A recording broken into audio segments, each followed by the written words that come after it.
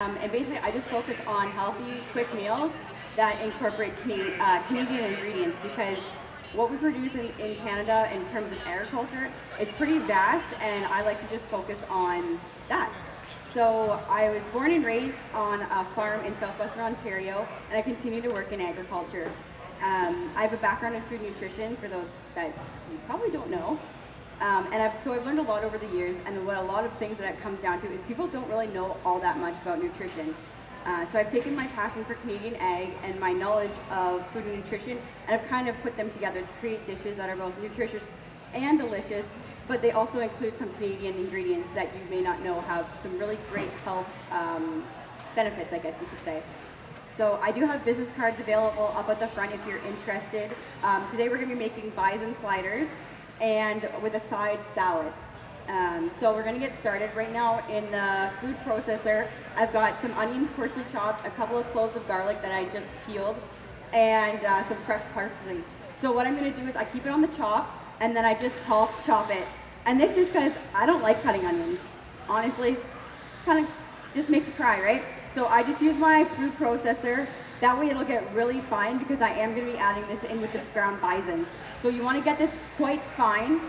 The reason why I added the garlic and the parsley in here is so that you get all of those flavors in there as well. So I'm just going to take it off. And the other good thing about when you add onion is, okay, number one, it's going to cook, so it won't be that bad, I promise. Number two is it adds some moisture to your burgers, so you don't have to just continuously keep adding in breadcrumbs. Because at least this way it'll add some moisture, make them nice and juicy to that bison that's already going to be nice and juicy. So I've just added all of that, pretty much, into our bowl to start mixing. Then I'm just going to add in some mushrooms. This is my take on a mushroom burger. My husband absolutely loves mushroom burgers, so that should be full enough. Mushrooms are pretty soft, so they won't take very long to chop. There we go.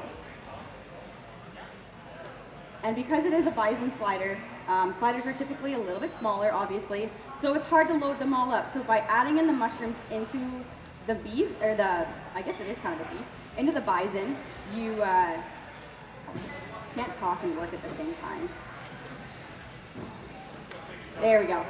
By adding it into the bison, you get it in there, so you're not worrying about loading up your burger to be too high that you can't fit it in your mouth. So again, you want this to be pretty small, so that's nicely chopped. So rather than having to mince it like you would garlic, it's just, it's so much easier when you use the food processor. So add in the mushrooms next.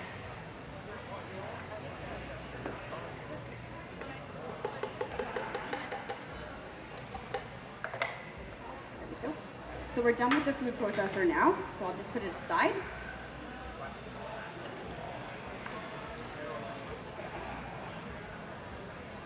All right, now on to the meat. So we've added in the extra nutrients that we get from mushrooms and onion. And that's just to make it, just to hide those. If you have picky kids, this is like an easy way to hide some extra nutrients for your kids. Or picky significant others, parents, grandparents, yeah, picky eaters. I'm just gonna use gloves just so that I'm not gonna get it underneath my fingers. Be a little bit safe. So this bison is, it was freshly ground last Friday actually. I'm just going to add it in. This is provided by the Canadian Bison Association. They were awesome to partner with, and I definitely recommend it. I will speak a bit about the nutrients in bison in a minute. Let's just get this all in here. So I froze it though, that's why it's in a freezer bag. I froze it so it stayed nice and fresh for you. So we've got it all in there. We've got our garlic. Now we just need to add in some breadcrumbs. I'm just going to sprinkle a little bit. That's all I usually do. Just a little sprinkle. You don't need much because we have enough to keep it all together. So let's get going on this. You may not know this, but bison is a big part of agribition. Bison are usually shown here earlier in the week. They're probably all gone by now. They're usually all gone by about Wednesday. But they are a big part of agribition as well. It's not just about the cattle and now the alpacas too. Bison's a nutrient-dense food, and this is because the proportion of nutrients compared to the number of calories. So that's what makes it a nutrient-dense product, meaning you get a lot of benefit for eating a small amount of it and less calories as well. So right now I'm just mixing in all the bison together with the mushrooms and onion. Those onions are strong, I can smell them, and I apologize if I start to tear up. So a lot of times when you're making your burgers, bison or beef or ground turkey or whatever ground meat you use, you want to just, each burger is going to be different in the proportions that you use. So I just eyeballed it, used one medium small onion, I eyeballed it with less than a package of mushrooms, and you can kind of play around with the recipe and find what works for you and your family. Maybe you start being a little bit more secretive and hide like peppers and carrots and whatever else you want to from your kitchen fridge in there to make your kids eat vegetables. So just play around with your recipe. I will post this one to my blog tonight after this. So you just want to really make sure that it's mixing. I like to use gloves so that I don't mind getting all in there without worrying about getting it stuck in my fingers and whatnot. And it's just a little bit more sanitary for everybody who's eating them as well. So those are starting to look pretty good. I've got the frying pan, it's heating right now. You could easily throw these on a barbecue or whatever you have or prefer. The other good thing about bison is that it's a good source of iron, zinc, and your unsaturated, which are your good fats. There are good fats and bad fats. There are good fats. It's also a good source of the vitamins B12 and B6, along with other minerals that our body needs each day. So that's looking really good now. I'm gonna let that be. So we're gonna start making our burgers. The thing with sliders is you don't want them to be too big. So this would be probably a little bit too big. I'm gonna just take it off. You want it to be, well, you could make it bigger if you wanted a bigger burger. I liked it to be about the size of my inside of my palm. I am a small person and I have small palms, so you can kind of play with the size and thickness as well, but the thicker you make it, the longer it's gonna take to cook. So we'll start getting those on there. You can buy bison at most butcher shops or from a local farmer, and actually many other retailers as well, if you're ever interested in adding it into your palate at home.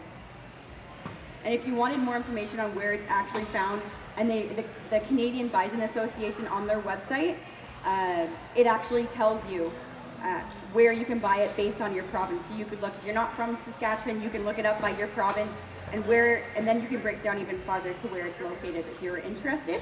And that's just at the Canadian Bison Association, canadianbison.ca. So I'll add on that third one. These are really great. I like making sliders like this, something fun. If I'm getting together with friends or family and just looking for something that's gonna hold everybody over with the protein, but it's not gonna make everybody feel like I just gave them a meal. So it's really great for, Christmas time is right around the corner and everybody's getting together. So you wanna impress your family and friends, why not try some bison sliders, right? Something a little bit different. Here we go.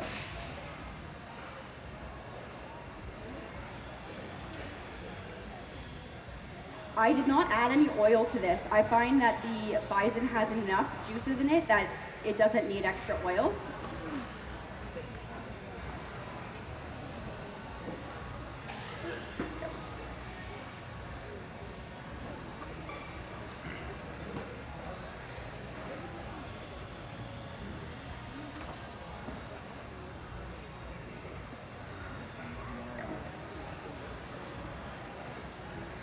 So you could easily pre-make these you could put them into little balls or even into little patties and just put some either wax paper or parchment paper in between each of your burgers, and you could freeze them.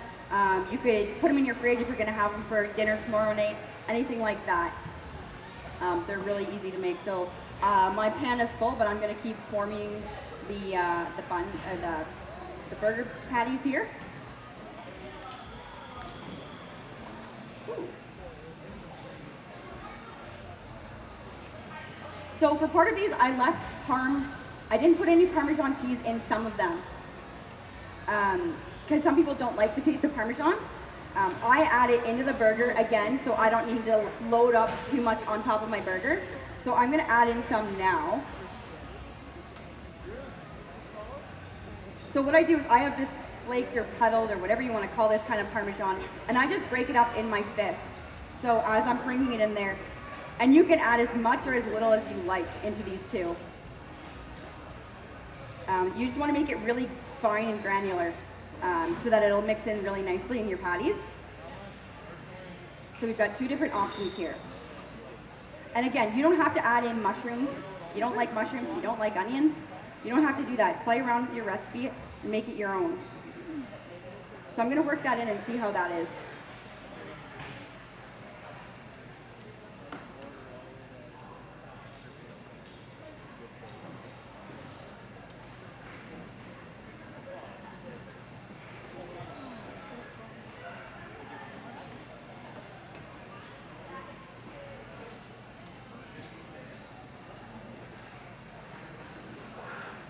So that's looking pretty good as is. Like I said, you can add more if you wanted more consistency throughout it. If you wanted, it to kind of string apart when you take a bite of your burger, you could do that.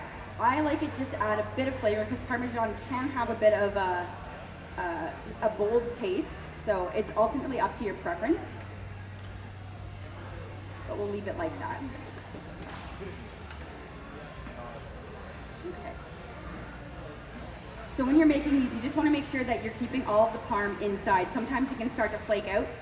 You just want to make sure that it's sticking in there with your burger so it doesn't end up drooping down in your pan.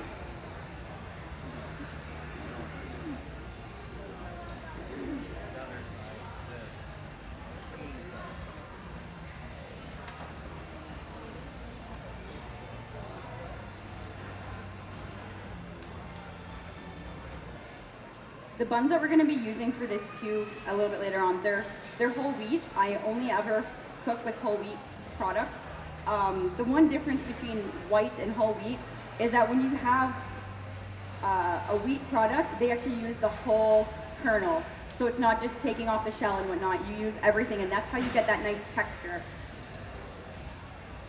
in the wheat compared to a white bread product.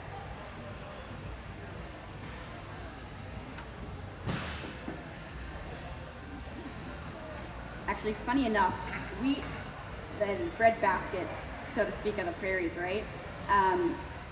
Wheat until last year was the largest grown crop. And then last year it got surpassed by canola. And that was in the prairies.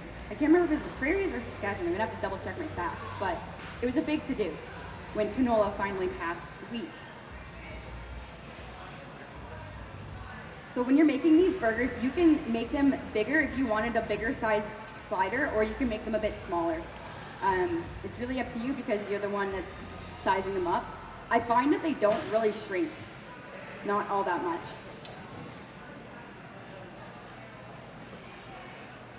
So our burgers are starting to brown up really nicely. With bison, you want to make sure that it cooks fully. Ooh, there we go. You want to make sure it's fully cooked all the way through. So I'm just going to give these a little check.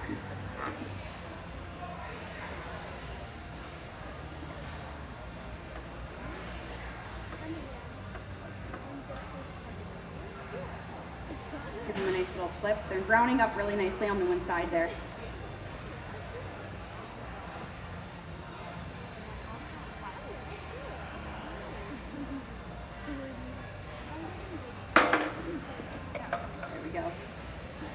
And we'll just keep flipping these until these are all fully cooked.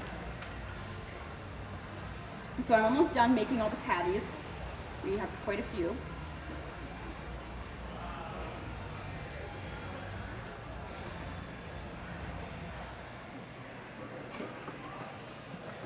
And I like using fresh parsley in my burgers because it has a pretty strong, it has a nice aroma. And I prefer it over dried because it adds a bit of extra moisture, and it's also just has that much richer of a flavor as well. I find I don't need to add all of that much. And again, if you liked it more, you can add more. If you wanted, it kind of depends on what flavor you want to get out of it.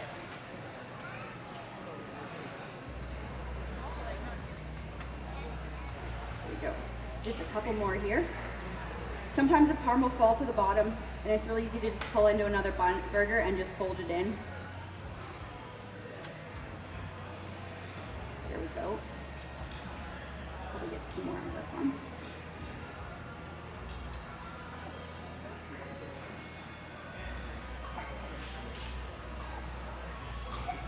All right, so we're just gonna put these all back in our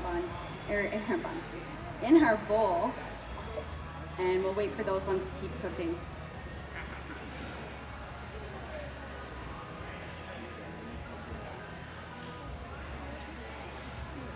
I'll check on those ones in a second here.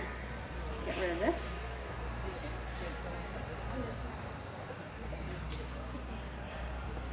Alrighty, so I'll check these ones out.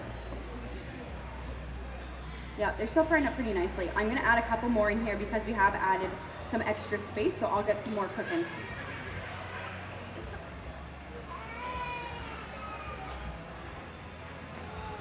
1, 2, and 3. Alrighty, just go wash my hand quickly. Took that glow off too fast.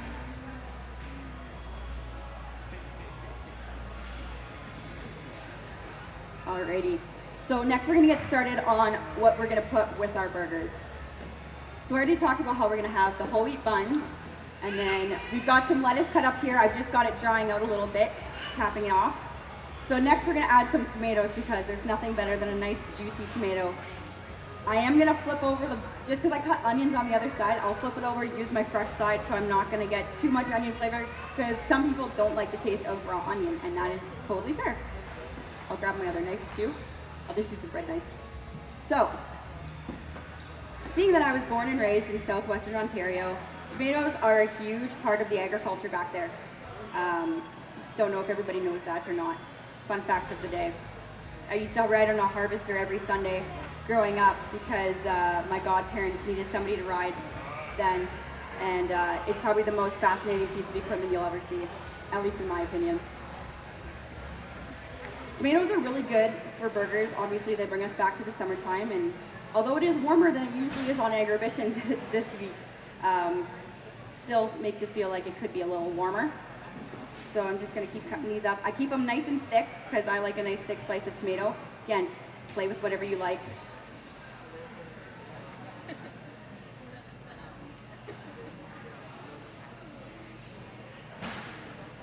So tomatoes, and typically the ones you'll buy at the grocery store right around now, they're usually grown in the greenhouses.